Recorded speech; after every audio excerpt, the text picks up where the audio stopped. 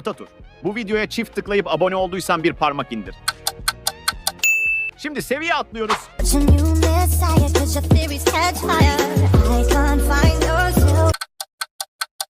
Buraya kadar geldiysen tebrikler. Zor sorulara geçmeden paylaşa basıp daha fazla dediğinde çıkan ilk kişiden daha güncelsen bir parmak indir.